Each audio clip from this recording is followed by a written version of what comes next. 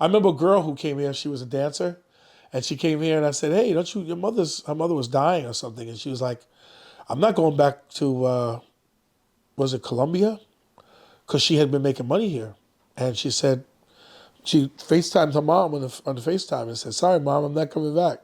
And her mother died. Her mother eventually died because she couldn't. If she didn't went back, she would never have gotten back here.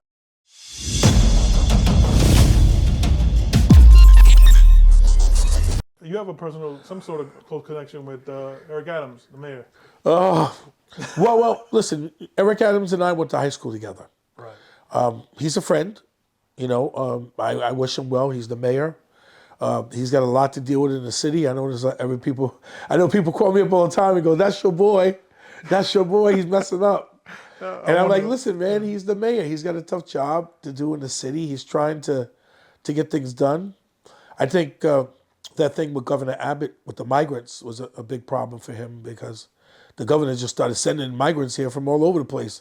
Right. He wasn't even playing.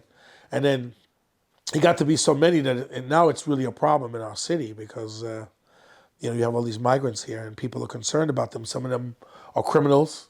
Some of them might be decent people. But the problem that people have in the city is that there's people that are here, that have been here, that lived here, that are not getting the programs or not getting things that they should be getting than the migrants are getting. The migrants are getting all these special treatment, special gifts. I would just say monetary gifts, money, food, things like that. So people are in uproar. But Eric has a tough job. He's the mayor of the city, and he's trying to some of the things I like he does. I mean, he does go out a lot, and he loves the nightlife people, and they love him.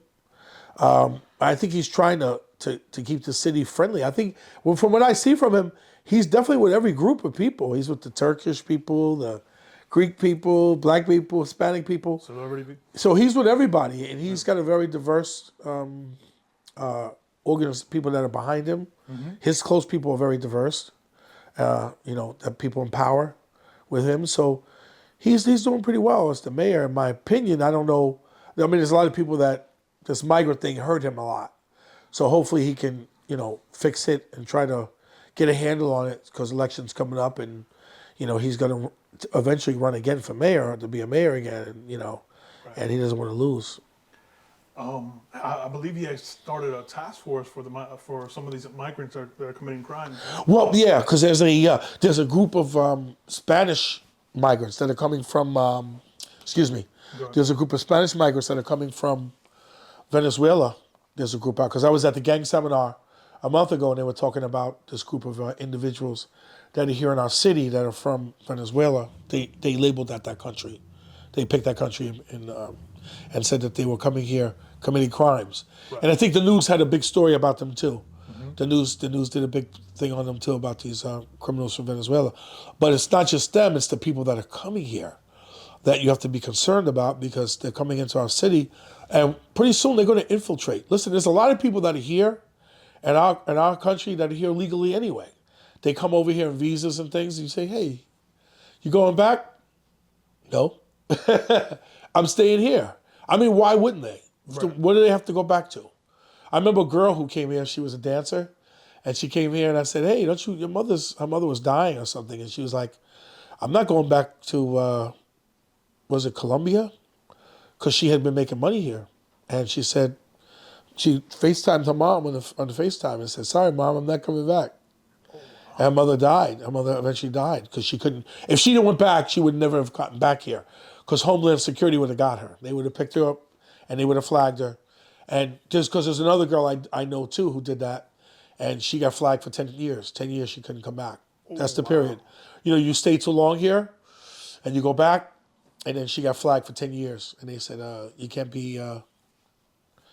can't come back to the U.S. for 10 years. And then we have to approve you, and then you have to adhere to what we tell you. If you violate it, then we'll punish you even more. So that woman has to make a decision. Either I'm going to stay here, and most girls come here and marry guys. And guys, listen, I ain't going to lie, guys are going over these countries now, meeting girls because of the things here. On social media, all you see with these women today is how much money it take me to dinner. Right. You got to have this amount of money. You got to have this. I'm like, what the heck is going on with these women out here? Like saying this to guys all the time about how much money they got to spend to take them out. Right. To take What them- about getting to know you, who you are? It's like they're putting a price on what they're going to give you. And, you know, I don't give you sex until 6 months. And then you got to spend $100,000. for pre-owned pussy? Yeah. And I'm like, this is crazy. And the way it's going. And then you see these guys doing these things on social media. So how old are you? What do you see in men? How much would it cost for a guy to take? Well, he has to make at least over 100,000. And I laugh because here's these girls. They come to the table with nothing, Right. Just and they're telling you what you have to make. Okay, if you come to the table with something, and you have a lot of things you're bringing with you, and you want a guy to make that, fine. But if you come to the table and you're not bringing that, then you really shouldn't say that. Yeah, it just seems like a lot you're spending that men are spending nowadays to take these women out. I just like it seems like it's just cheaper to get a hooker. Yeah, well, that's what some people are doing. They're traveling abroad Right. to meet girls in different countries and go hang out with them because it's cheaper. You know, I just told guys don't fall in love because a lot of these girls, and the only problem with that is those girls want to come live here. Exactly. They want to come over here, so they want to marry you. They want you to get papers and bring them over. So, and then once they marry you, they're going to leave you anyway. Because they'll talk to some American girl from here, and she'll say, what? He's not doing that? You need to leave him. And they said, you know what? You're right. I'm leaving him. Yeah. Just for all the men just listening to, there's always going to be some other guy that's richer. You know, You're always going to have some guy who's got money. But the problem is that I tell women today, it's not about the money. It's about the individual. You're going to get older as well, and beauty fades. Right. And as soon as you get older and there's no demand on you, what are you going to do then? You're going to settle for some bum? I tell girls all the time when I see them go out with guys and they say, oh, I got pregnant. I got 3, 4 kids. Yeah. Hey, look, that's not his fault entirely. That's your fault too, because you allowed it to happen and you knew the type of guy he was. Right.